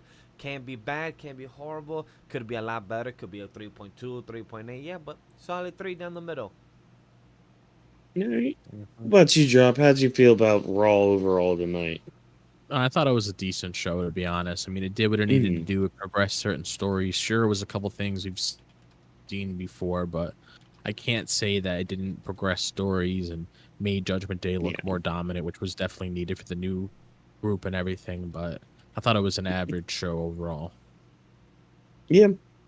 Yeah, so that seems to be the consensus overall. I know some people thought it was horrible, like bull crap, and I'm sure there are other people that thought it was 10 out of 10, perfect show. Like Oh, if y'all everything think was that, yeah, great. I'm Like, bugging. If y'all think it's a 10 out of 10, you are bugging. yeah, because first of all, nothing in this world is perfect. And if you don't believe me, go ask Kurotsuchi from Bleach. And if you get close enough to ask him any question, I apologize for what's going to happen to you I'm about to afterwards. say, But hey, technically, Mr. Perfect, he has that record. anyways, we're gonna move on. Well, look, Mr. Perfect is a we'll get into that road when we cross it. But hey, Vash, you know what? What can be perfect is the location that people can go to, you know, if they want to talk to us about anything, you know, whether it's wrestling, anime, manga, video games, cartoons, anything. There's a perfect place that they could go to find us, isn't there? Yes, you can, guys. As below, you see the handles of everywhere to find us on social media. All the links are down below to find myself, Watkins, Drop, and Anime Week Studio are all the ads down below. Hashtag Weeps of the Ring, where you can follow Drop and Watkins' personal YouTube channels, where they also discuss their own personal YouTube videos. Drop is posting a lot on a weekly schedule. Drop as Watkins as well is coming with new upcoming videos, so stay tuned for that. And without further ado, Anime League Podcast this Thursday, we will be doing the Wolverine, well, Deadpool and Wolverine movie review. So definitely stay tuned for that. And we'll be talking about a cancellation of a show, Star Wars Akeli, and 2 news. We already have 3 news to talk about. That's all we got because we have a big movie to discuss of cameos and everything else. So it's a full week of discussion. Oh, Acolyte, you existed. But hey, I will highly recommend you guys tuning in on Thursday for that discussion because that Deadpool Wolverine discussion is gonna be it's gonna be fun. It's gonna Guys, be it off the was a chain. educational guess. I can't say the word right now for some apparent reason.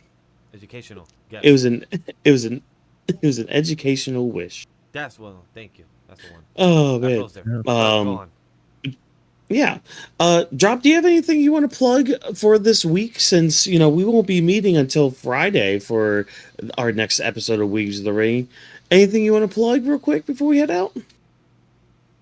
So today I did drop a video talking about Tom and Jerry, which I'm pretty sure a lot of people know what that is, it's one of those cartoons that pretty much gave us a lot of the other cartoons that we grew up with. It was pretty much the building foundation for a lot of the things that we love today. I got a video coming out tomorrow talking about the Unova region from Pokemon, and going to be having a couple other cartoon videos, Wild Thornberries. I have a Psychology of Jason Voorhees probably dropping on Thursday or Friday. And Wednesday I do know, because I'm doing a weekly schedule now, like Vash said. So the only other video I really have is the King DDD and Kirby Perfect Enemy video, which is a series that I made on my channel. But other than that, that's all I have really to plug in. All right, perfect. Well, make sure you check out all of that. Not that. Make sure you check out all of Drop's content. Again, links below. Exactly what Vash told you guys. And yeah, if you guys want to check out my stuff, hey, it's all still being re-uploaded as well. Anime, manga related content. I've started working on editing a video.